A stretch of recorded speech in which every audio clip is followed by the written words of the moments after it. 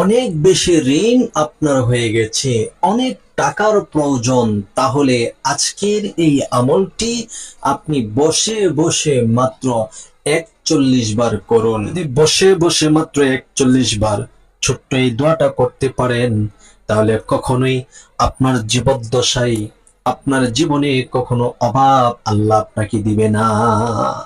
আপনি আশ্চর্য হয়ে যাবেন, অবাক হতে বাধ্য হবেন যে আপনার সমস্ত ঋণগুলো মুছে গেছে এবং টাকা পয়সা অর্থ করি দাম দৌলত যা কিছু আপনার জীবনে প্রয়োজন ছিল, আল্লাহ এক এক করে সমস্ত প্রয়োজনগুলা মিটিয়ে দিয়েছে, প্রয়োজনগুলা পূর্ণ করে দিয়েছে। সুবহানাল্লাহ, সুবহানাল্লাহ। অভাব আসতে না আসতে আল্লাহ পূর্ণ করে দিবে। যতদিন আমলটি চালু রাখবেন ততদিন ইনশাআল্লাহ অভাবের মুখ আল্লাহ আপনাকে দেখাবেন না। এমন একটি দোয়া আল্লাহু আকবার কাবীরা, যে দোয়াটা স্বয়ং আল্লাহর হাবিব প্রিয় নবীজি সাল্লাল্লাহু আলাইহি ওয়াসাল্লাম হযরতে আলী রাদিয়াল্লাহু তাআলা আনহু কে শিক্ষা দিয়েছেন। এবং আলী রাদিয়াল্লাহু তাআলা আনহু একজন মুকাতাব গোলামকেও শিক্ষা দিয়েছেন। যখনই আমলের এই দোয়ার উপর, এই তাসবির উপর যখন আমল শুরু করেছে, তখনই তাদের ঋণগুলা মুছে গেছে, টাকাগুলা আল্লাহ তাআলা বৃদ্ধি করে দিয়েছে, কাজকর্ম অর্থকরীর মধ্যে আল্লাহ তাআলা এমন বারাকা দান করছে, কখনোই আর কমে নাই। এই দোয়াটা যদি 41 বার পাঠ করতে পারেন বসে বসে, তাহলে আপনার ঋণ যদি পাহাড় সমপরিমাণ থাকে, সেই ঋণ ধুলির সাথে মিশে যাবে। আপনার অভাব যত বেশি হতে পারে, সেই অভাব পূর্ণ হয়ে আল্লাহ আপনাকে ধনী বানিয়ে দিবে। তো সে আমলটি আপনি কিভাবে করবেন, চলুন তাহলে জেনে নেই। প্রিয় দর্শক, আজকের এই আমলটি অত্যন্ত দামি। আপনি করার জন্য এশারের নামাজ পড়ে নেবেন। আপনি এশারের নামাজ পড়ে নেবেন। আগ থেকে যদি খাবার দাবার শেষ করে ফেলেন, তাহলে যেই নামাজেতে বসে এশারের নামাজ পড়েছেন, ওই যাই নামাজেতে বসে আমলটা করুন।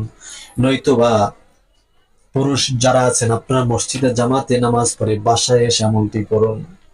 মহিলা মা বোন যারা আছেন, আপনাদের খাবার দাবার ইত্যাদি ঘরের লোকজনকে আপনারা খাবার দাবার খাওয়াইতে হয়।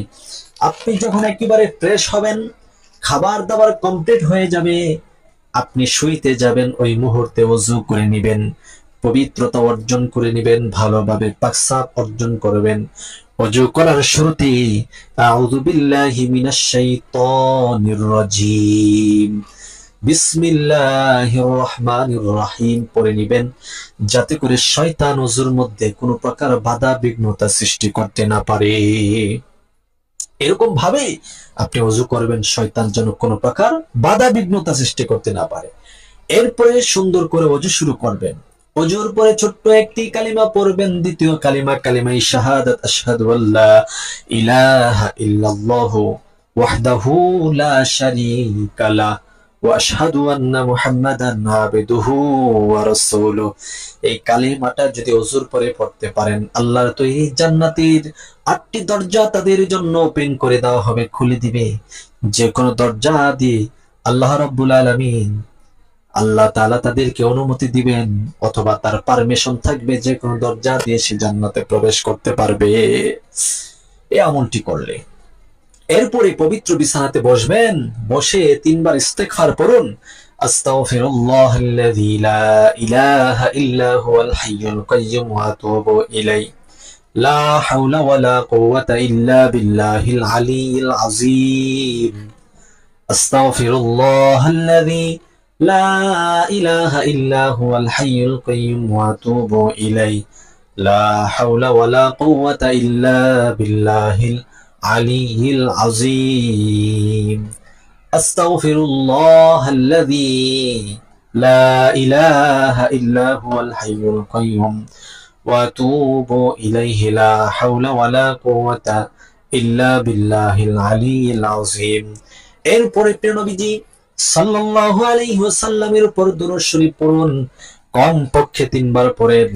আল্লাহুম্মা সাল্লি আলা মুহাম্মাদ ওয়া আলা আলি মুহাম্মাদ কামা সাল্লাইতা আলা ইব্রাহিম ওয়া আলা আলি ইব্রাহিম ইন্নাকা হামিদুম মাজিদ।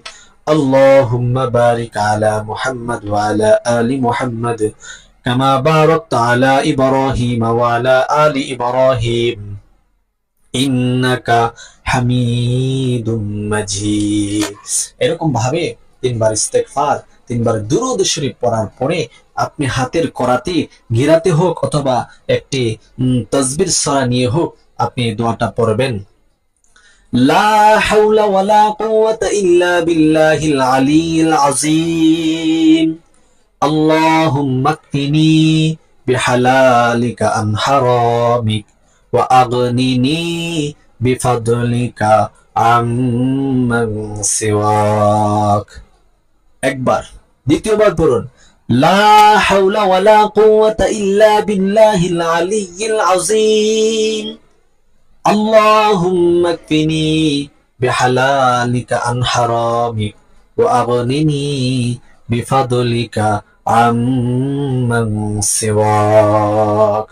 এইরকম ভাবে এই দোয়াটা গনে গনে মাত্র 41 বার পড়ুন। 41 বার পড়ার পরে আবার প্রিয় নবীজি সাল্লাল্লাহু আলাইহি ওয়াসাল্লামের উপর দরুদ শরীফ পড়ে নেন। যে কোনো দরুদ আপনি পড়বেন সেই দরুদটা পড়ে নেন। সেই দরুদ পড়ার পরে দুটা হাত তুলে চোখের পানি ছেড়ে ছেড়ে অভাবের কথা বলুন, ঋণগ্রস্তের কথা বলুন, হাজত থেকে মুক্তি পাওয়ার জন্য আল্লাহ রাব্বুল আলামিনের কাছে বলুন। আল্লাহ তাআলা একটা ঋণ বাকি থাকতে এই দুনিয়া থেকে আপনাকে বিদায় করবে না। সহজ এবং আস্তে আস্তে করে সহজভাবে আপনার সমস্ত ঋণগুলা আল্লাহ মুছে দিবে, পরিষ্কার করে দিবে। বিশ্বাস করুন মুসলমান, আমল করুন, আপনার জীবনে সফলতা অনিবার্য।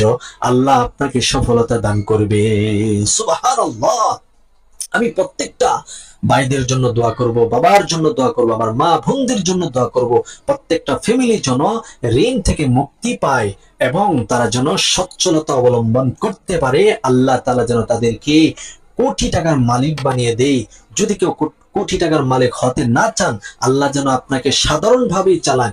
আপনার মন চাহি জিন্দেগি যেন আল্লাহর হুকুম, আল্লাহ রসুলের জীবন জিন্দেগি তরিকা মতে জীবন যাপন করতে পারেন, সেই তৌফিক যেন আল্লাহ আপনাকে দান করে। সেই দোয়া আমার অন্তর থেকে থাকবো। আল্লাহ আপনি কবুল করুন। আর আজকের এই ভিডিওটা যারা সম্পূর্ণ দেখেছেন আল্লাহ তাদেরকে কবুল করুন, তাদের হাজত শেষ পূর্ণ করে দেন, আল্লাহ ঋণগুলা মুছে দেন। আল্লাহ এই ভিডিওটা যারা শেয়ার করবে তাদের মনের আশা পূর্ণ করুন।